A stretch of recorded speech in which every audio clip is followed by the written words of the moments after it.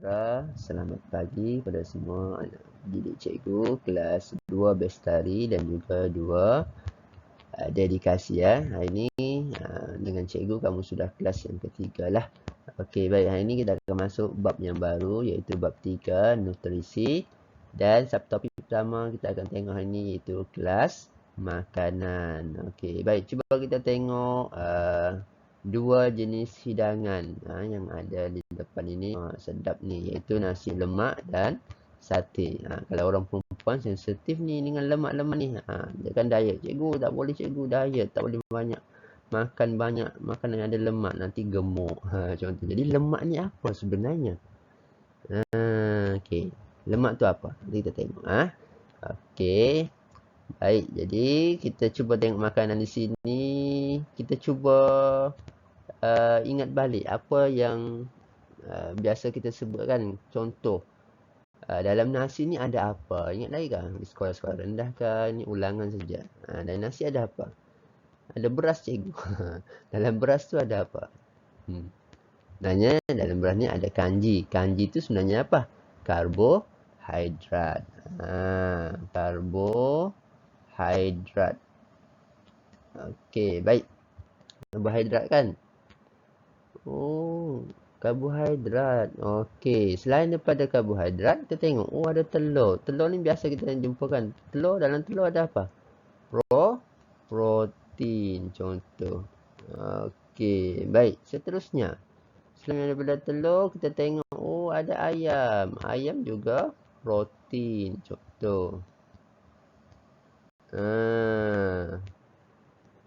Selain daripada tu kita pun ada kacang. Kacang-kacang pun sama. Kacang ni pun sama juga. Ada protein juga kan. Okey, baik. Kita ada sayur. Sayur pun dalamnya ada selulosa. Ini pun adalah karbohidrat juga. Tapi ada lagi lah. Dia banyak, tak semestinya ada satu saja. Okay, ada banyak lagi. Ada vitamin dan sebagainya. Hidrat. Okey, baik. Cuba kita tengok sate. Ada sate ayam, sate daging. Pun sama. Ini karbohidrat. Okey. Ada nasi pun.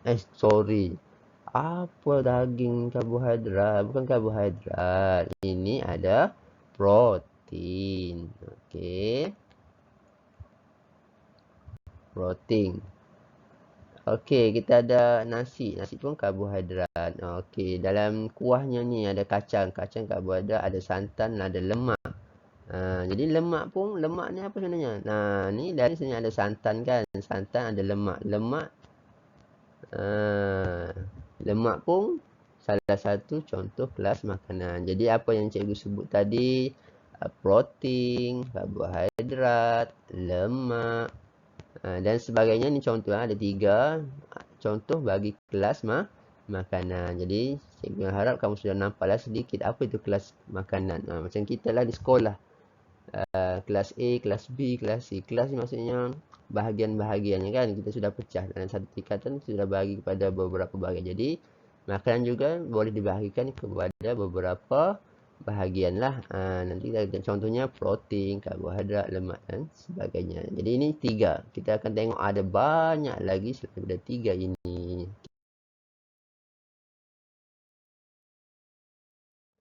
Baik, jadi kita akan tengok. Tadi kita sudah sebut 3 kan. 1,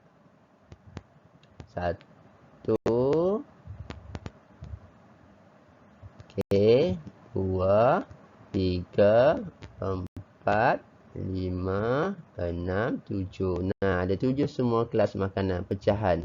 Okey, yang pertama karbohidrat, yang kedua protein, yang ketiga lemak, yang keempat vitamin atau vitamin, yang kelima mineral, yang keenam pelawas, yang ketujuh adalah air. Maksudnya kalau makanan ni kita boleh dibahagikan kepada 7 lah kelasnya ataupun 7 bahagian. Okey, setiap bahagian ni mempunyai fungsinya yang tertentu lah. Jadi hari ni kita akan tengok 2 sahaja, iaitu karbohidrat dengan protein dahulu untuk hari ini. Okey, baik, seterusnya. Okey, kita tengok yang pertama iaitu karbohidrat. Okey, apa itu karbohidrat? sejenis, sejenis sebatian organik yang mengandungi unsur karbon, hidrogen, okey, ada hidrogen, okey, dan juga ada oksigen. Organik maksudnya sebatian yang semula jadilah, yang sudah dicipta oleh Tuhan lah maksudnya. Dalamnya ada unsur karbon, hidrogen dan juga oksigen, dan ia adalah suatu sebatian. Berlaku sebatian, bila disebut sebatian, berlaku secara ikatannya adalah kimia lah, bukan secara fizikal lah. Okey, baik. Karbohidrat, ni yang paling kita tahu kan. Biasa kita makan nasi, kenapa kita ada tenaga? Sebenarnya karbohidrat ini membekalkan tenaga. Sama juga kita makan roti. Makan roti banyak. Dalam roti tu ada karbohidrat. Jadi membekalkan kita tenaga. Jadi kalau kamu nak bersukan karbo, biasanya kita akan makanlah makan nasi ke, makan roti ke, makan pisang ke, sebab dia boleh membekalkan tenaga yang banyak lah kepada kita. Okey, baik.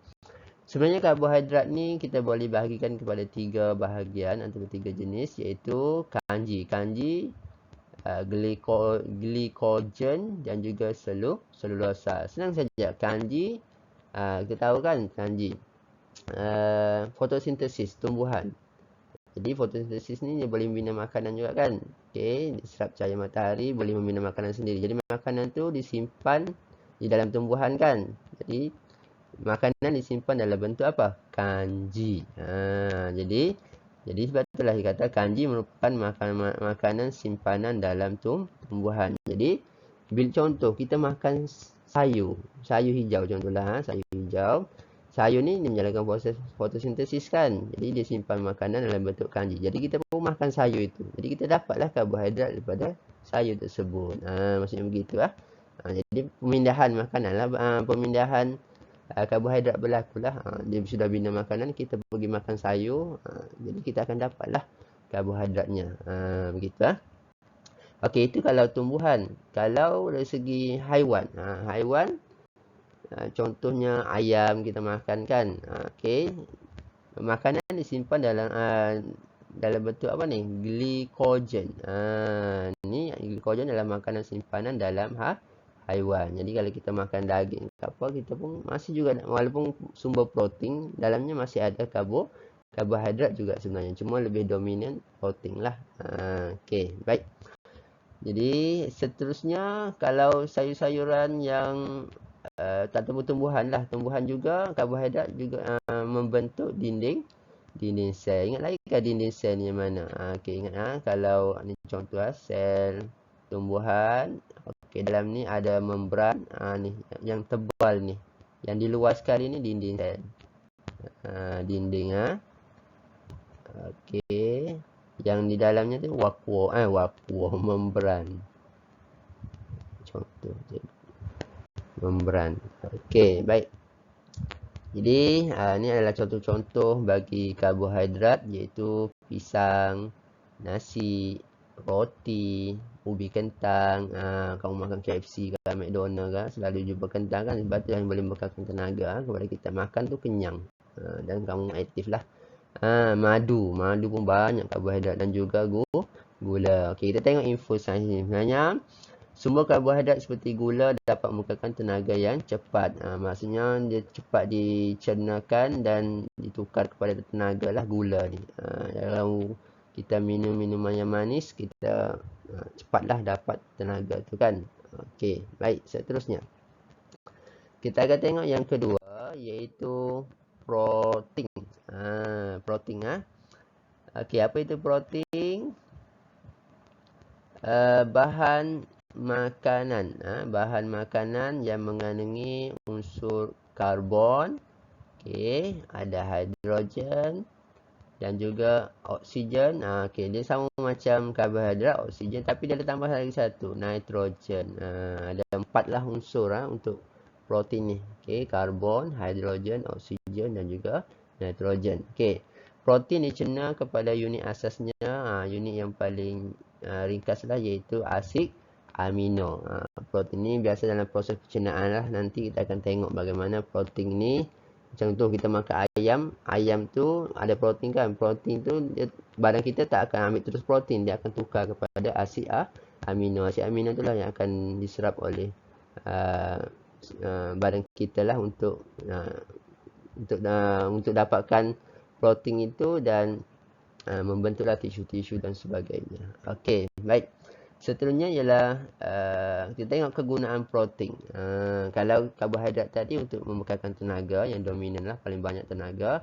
Tapi kalau protein apa? Sebenarnya dia adalah untuk pertumbuhan dan juga pembaikan tisu-tisu badan yang rosak. Contohnya kalau kamu luka ke apa, kamu nak suruh cepat kan, kamu punya isi tu, contohlah ada terkena pisau ke apa kan, berdarah. Jadi untuk baiki tisu-tisu yang rosak tu, kamu makan banyak telur ke daging, jadi dia akan keluar isi yang baru cepatlah, maksudnya begitu lah. Okey, dan juga menggantikan sel-sel yang telah mati. Okey, sama juga menggantikan. Maksudnya kalau sel-sel tu yang sudah mati, dia akan keluar yang barulah. Okey. Seterusnya ialah mensintesis enzim. Enzim ni untuk tindak balas. Nanti kita tengok nanti ya. Mensintesis enzim, contoh enzim maltase, similase dan sebagainya. Nanti kita tengok zimase dan sebagainya. Okey, seterusnya ialah mensintesis juga hormon. Hormon ni ialah bahan kimia yang ada dalam badan kita. Contohnya kalau hormon yang ada dalam kita iaitu hormon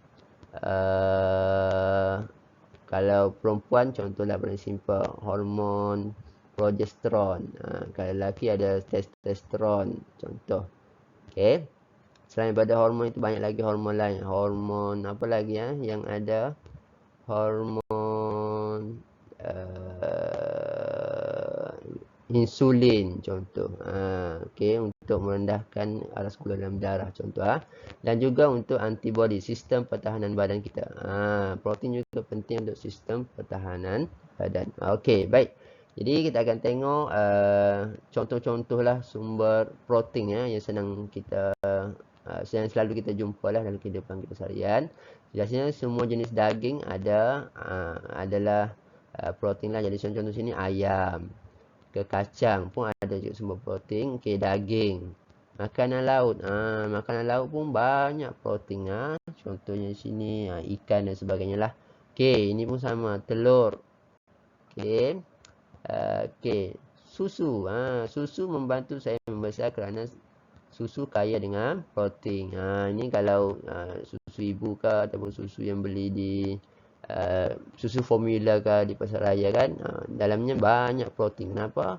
Protein kalau kurang susu bermaksud pertumbuhan kanak-kanak ataupun bayi itu akan lambat lah, sebab dia tisunya lambat untuk bertambah, begitu. Jadi lambatlah untuk pembesaran. Okey, tengok contoh di sini. Kwashiorkor. Kwashiorkor ni dia punya pesakitnya ni. Okey, dia macam kurus lah sedikit. Sejenis penyakit disebabkan oleh kekurangan protein di dalam gizi manusia dan lazimnya berlaku pada kanak-kanak berusia 1 hingga 3 tahun. Ini contoh. Kalau contohlah kekurangan susu kan protein kan, sumber protein ataupun dia tiada sumber makanan jenis daging ke, telur ke. Jadi kanak-kanak itu akan jadi kurus lah. Biasanya perutnya sedikit buncit dan badannya kurus, nampak tulang saja. Sebab dia ada kanak-kanak ini kekurangan protein. Nama penyakit ini ialah kwashiorkor. Okey, jadi untuk kelas-kelas makanan yang lain lagi, ada 5 lagi kan, cikgu akan sambung pada kelas yang berikutnya. Jadi cikgu harap kamu boleh salin dahulu nota kelas-kelas makanan, sedikit penerangan berkaitan dengan karbohidrat dan juga protein. Okey, jumpa lagi di kelas yang berikutnya.